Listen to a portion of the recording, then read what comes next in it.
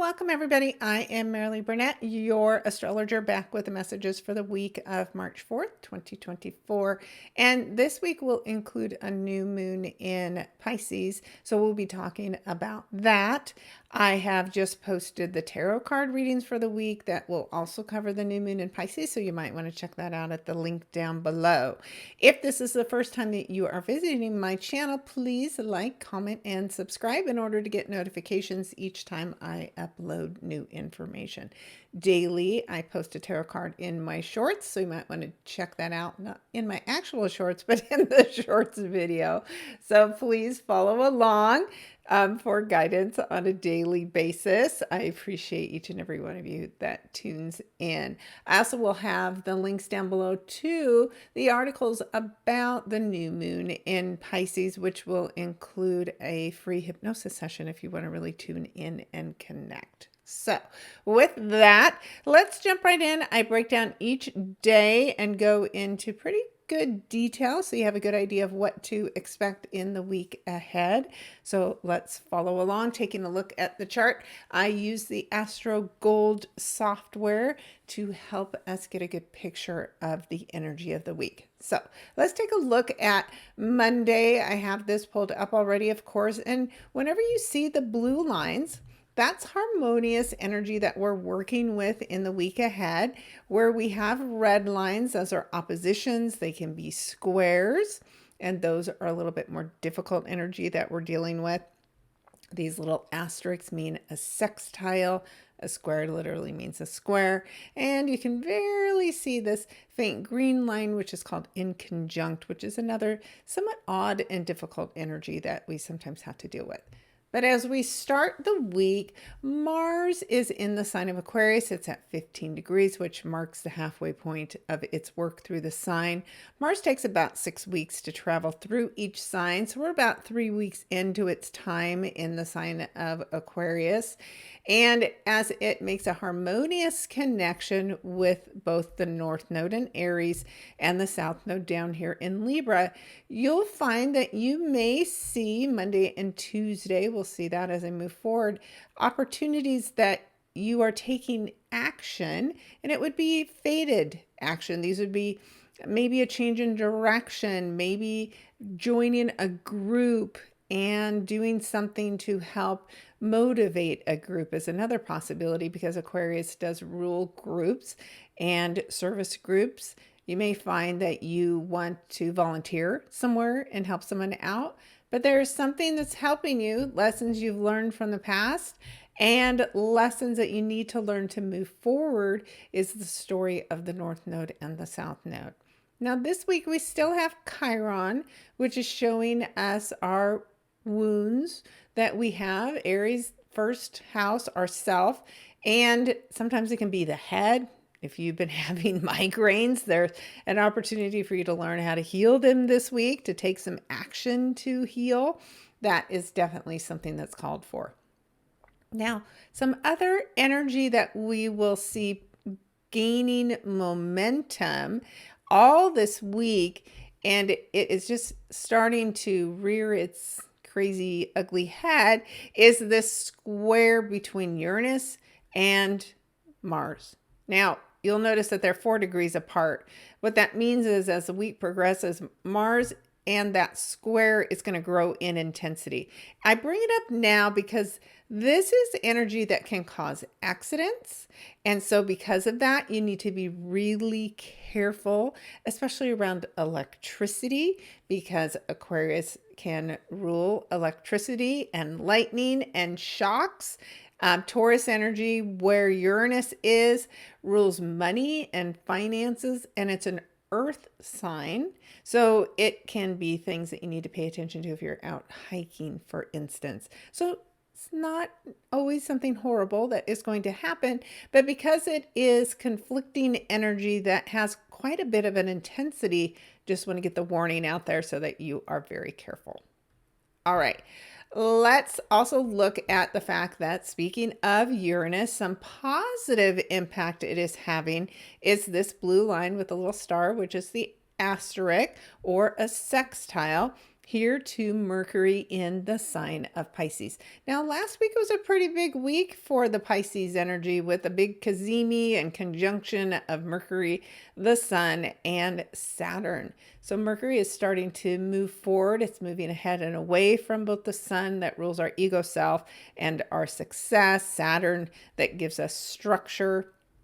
And on this day, the news could be really interesting and unexpected, but in a helpful way because the sextile is a helpful energy. So even though it might be shocking, it's still meant to be and meant to help you move forward in something. So you'll see that coming up Monday as well. All right, let's take a look at Tuesday.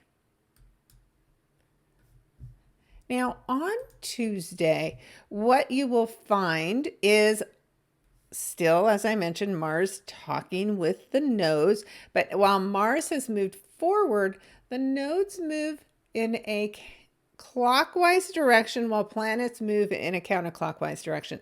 So as Mars is moving forward, the nodes are starting to move back, and they've just dipped out of that 16 degrees with Mars and have moved back down into 15, just entering that degree though. And they will continue all year in the sign of Aries until they finish their time. And next year, 2025, is when they'll move into the signs of Pisces and Virgo, where the lessons will change and shift. So we'll still have those fated lessons that are occurring with this connection. And then we see that Sun at 15 degrees of Pisces is now making that green line much bolder. And we have something odd, strange. Maybe it's a relationship. Maybe you're hearing from a relationship from the past. Maybe it's related to work, since the Sun's about your success. It's really going to depend on what houses you have this Libra and this Pisces energy happening in your chart. But there is a potential, right? The nodes are fated events, fated coming together. And so there's something that could happen on Tuesday that's a little bit odd and unexpected. Maybe you have to make a choice about something that you want to decide to pursue or not. How you measure success might look a little bit different. Or like I said, somebody that you were successful with in the past may reach out to you. So that's an interesting energy, especially with Mars also speaking positively with the South Node. So this also could be something to do with legal issues, because Libra does rule justice.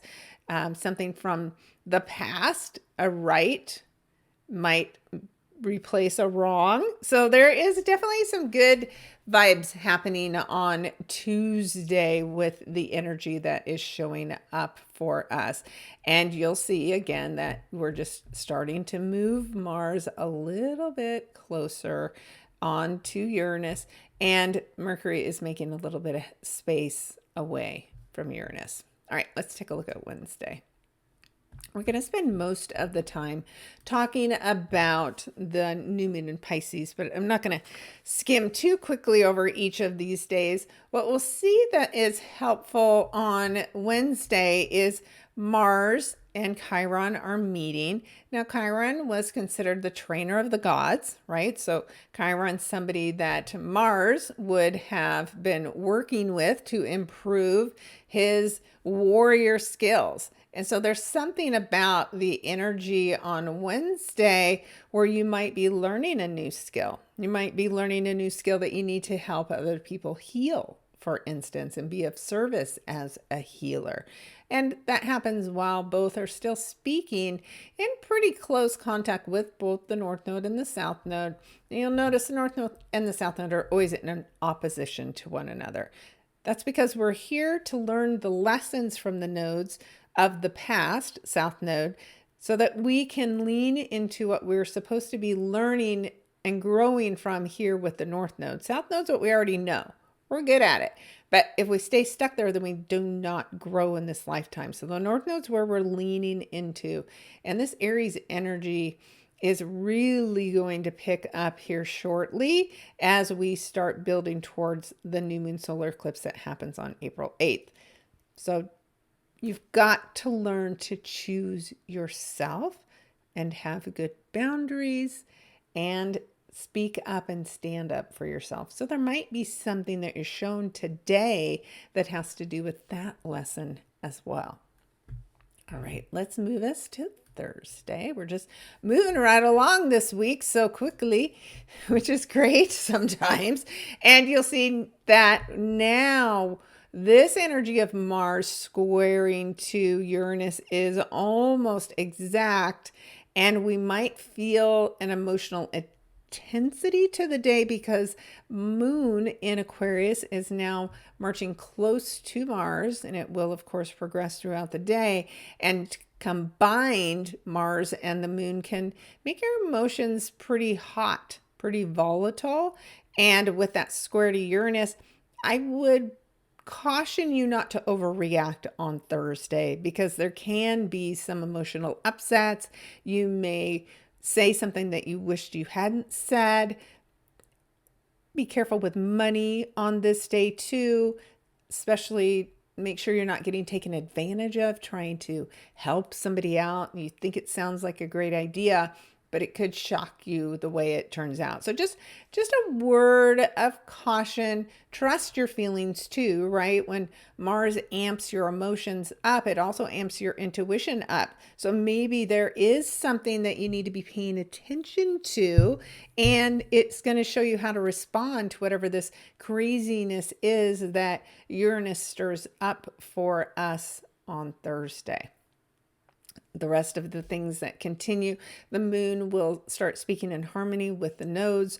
The nodes are just placements that are around the Moon. So this, again, big important day to pay attention to your intuition and your feelings and let them be your guide. All right, let's take a look at Friday. So Friday, drumroll please, is when we finally have the exact square between Uranus and Mars. So this will be the most volatile of all of the days. So if you've been feeling, I like to call it crunchy this week, well, the crunch factor is going to escalate today as these two meet exactly and have a difficult conversation. Now, Uranus is about breaking free. So if you feel like you've been stuck, then this is actually good energy for you, right? You can tap into this and break free from something where you feel stuck and trapped, right? Like you have been a part of something or some group and you just felt like you continue to be taken advantage of. Well, this would be a day to stand up for yourself and break free from that group and choose something that is more meaningful for you specifically. So think about that energy as something that can help you. Squares, while they're difficult, they still are energy that's available for us to use. And so we want to take advantage and use it. The other thing that we have going on here, and this will help us, is the Sun speaking in harmony with Uranus. So again, it's our ego self. It's the things that we pursue that bring us joy and happiness. In the sign of Pisces, the Sun is highlighting our spirituality, our creativity, our artistry. It's also highlighting our need to have good boundaries. So you might suddenly be able to establish a very solid boundary, and it might shock and surprise somebody else that's used to being able to take advantage of you. So it's interesting energy on Friday, kind of all over the place. But again, just continue to be careful, especially when you're out driving and traveling, and stay aware of your surroundings. It's just one of those things where it's better to be safe than sorry. All right. On the 9th, you'll notice again that we still have this Mars squaring Uranus energy, and it specifically is exact, right? So we have 19 degrees, 51 minutes for both Mars and Uranus. So that intensity on Friday, it's going to pick up even more on Saturday. So again, all the cautions still remain. Be careful, but if you need to break free from something, Saturday, you've got the energy you need to do it. And we've got Uranus speaking in harmony still with the sun, and that moon's getting close because we'll be just a few hours away for that new moon in Pisces to occur. The other thing is we've got Mercury at the very end of its time here in the sign of Pisces. It takes about 3 weeks for Mercury to move through a sign, typically without retrograde. So when any planet hits that 29-degree point, it's an intensity. There's a lesson that we need to learn, and it could be the culmination of the last 3 weeks of work and lessons that we had with Mercury in the sign of Pisces. So pay attention to your thoughts. Mercury rules the mind, it rules communication, it rules transportation. Be careful still while you're driving this week because the energy is more intense, and be careful around water, on water, in water, because of the intensity of the energy at this time. All right, let's now dive in and talk about this new moon in Pisces. We're in Arizona, which is where I am at. This new moon will happen at about 2 a.m. in the morning. Now, if you follow me and work with me on doing new moon manifesting, I typically say you want to do this, and according to Jan Spiller, within 8 hours of any new moon event. So this one happens at 2 a.m. and if you're not going to be up at 2 a.m., you want to make sure you are doing your new moon manifesting before 10 a.m. the following morning. When you work with the energy of the new moon, you have a blank slate because the moon is blank, and that is when you want to start setting intentions for what you want to manifest. So you're manifesting things associated with this Pisces energy. A new beginning that could be spiritual in nature. It could be psychic. It could be musical. It could be artistic. It could be medicine, right? All of these things associated with Pisces. You also could be setting intentions around things being brought to the surface so that you can clear them. Things that you can see and connect to in your dreams, because Pisces rules the dream world. So wherever you have this happening, where it happens and what house it's associated in is really important for you to pay attention to. So I do have that article. The link is down below where you can look for your sun, moon, and rising, where this new beginning is a possibility for you. Now, with this chart, for example, with somebody who has Sagittarius rising, although this isn't the best chart because we have what I like to call a congested house with too many signs here, but typically, if you're Sagittarius rising, this Pisces energy is going to be in your 4th house of home and family. So you have a new beginning associated with the home that you live in. It could be the body you are in. Your physical body is your 4th house, and moon energy, it's your ancestry. You could bring things up from the past that you need to know about your ancestors, or something physically that you need to heal could come up. Just one of the many ways that this could show up for you. So as we look at this, we want to see what's happening and what's helping and what's a challenge. So the two things that we've been already talking about all week, Uranus is in positive contact with both the sun and the moon and this new beginning. So when I look at readings for people, I'm like, well, you have a new beginning, but it could surprise you how it comes about because of the influence of that Uranus energy. It's inventive, it's unexpected, it can be shocking, but no matter what it's doing, it's supposed to be helping you, even though it may not seem like it's helping you in the moment.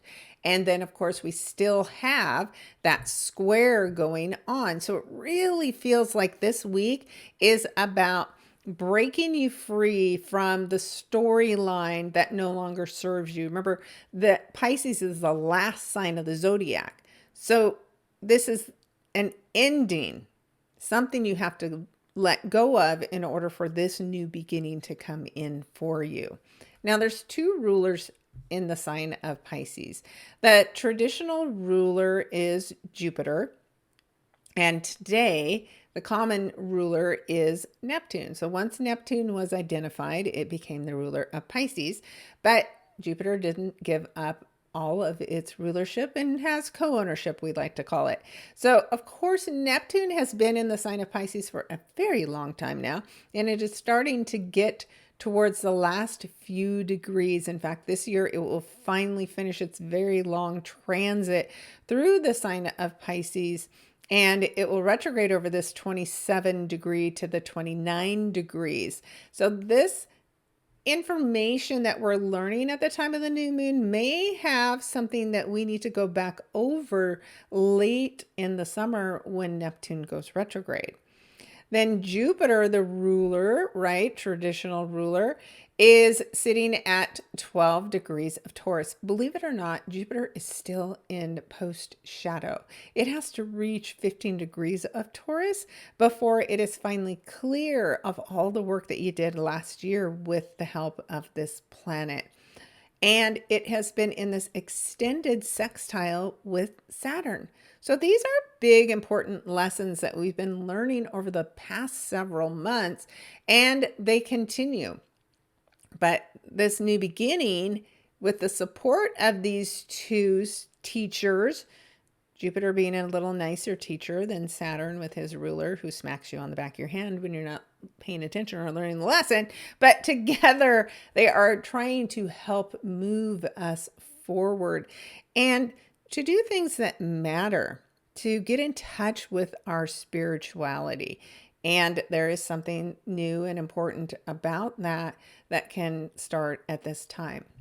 The other shift happening during this new moon is Mercury moving into the sign of Aries. Mercury is going to be here for several months because of its upcoming retrograde, which is going to activate the eclipse point 3 times. So the eclipse point that happens officially on April 8th gets activated by Mercury 3 different times as it moves through this area. So I've been telling people by about mid-March, you're going to see Mercury in its pre-shadow, giving us a preview of whatever the eclipse work is going to be about for us. But start watching as soon as Mercury moves into Aries and creates this shift where we have to learn to think for ourselves. That's the biggest lesson. It's not about being a mob mentality now. It's about thinking for yourself, making your own decisions, and maybe needing to change your mind about something. Now, it also can increase words of war, right? Because Aries is the sign of war, but it's also the sign of independence. And with Mercury here, there's movement as far as war goes. So we are heading into some really interesting territory, and the energy now is already, you will start to feel it. There might be something that you're not quite sure what it is. You can't quite put your finger on it, but you know it's there. That's the eclipse energy. Really, this 6-week window before the eclipse is where the intensity starts to build. And remember, eclipses are fated events that move us onto our path, and sometimes that means things have to be removed for us to get on our path. Now, you will notice it more intensely when you have planets that are near the eclipse point. And if you don't, you may go, I don't know what this whole eclipse thing was about because it didn't impact me at all. Well, that will be because you don't have any direct impact to it. But this one, it's going to happen with the energy of Chiron, an exact energy. So we'll be talking more about that, of course, as we get closer to it. But if you want a preview to take a look at that, go to my website, pull up the articles for April, and that eclipse article is where you will find to be really informative and helpful. And I'll include links to that below for you as well. I also have an eclipse reading. So if you want to dig in and take a look at the full moon lunar eclipse that's going to happen at 5 degrees of Libra, as well as this new moon solar eclipse that will happen at 19 of Aries, I'd be happy to work with you and go through all of the details with you. So one last point before we move on is that as this Mercury energy moves here into Aries, and at the time of the new moon, it is going to be speaking in harmony with Pluto. So Pluto powers up whatever it touches. There is also an element of fear associated with Pluto. And so you'll just have to watch, right? Is Mercury and Pluto together going to be fear mongering, or are you going to tune and tap into this in a positive way where Mercury and Pluto again are giving you the power to speak your mind? Not in a way that's threatening, but in a way that is helpful for all involved. All right, that's the week ahead, ending up with the new moon in Pisces. So I hope that you have some good intentions to set to work with this kind of magical energy. And again, take a look at my articles.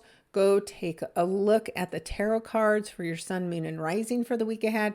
There was a pretty good mix of energy this week, so you might find that extra helpful in learning how to navigate the energy of this week. So thank you so much for listening and tuning in, liking, commenting, and don't forget to subscribe if you have not subscribed already. I post every day to my channel, to TikTok, to Instagram, to Facebook. So whatever it is that you tune into on a daily basis, you can find me there. Thank you so much, everybody. I hope you have an amazing week. Do let me know in the comments what your week turns out to be, because I always love hearing how it's going. All right. Take care, everybody, and we'll talk next week.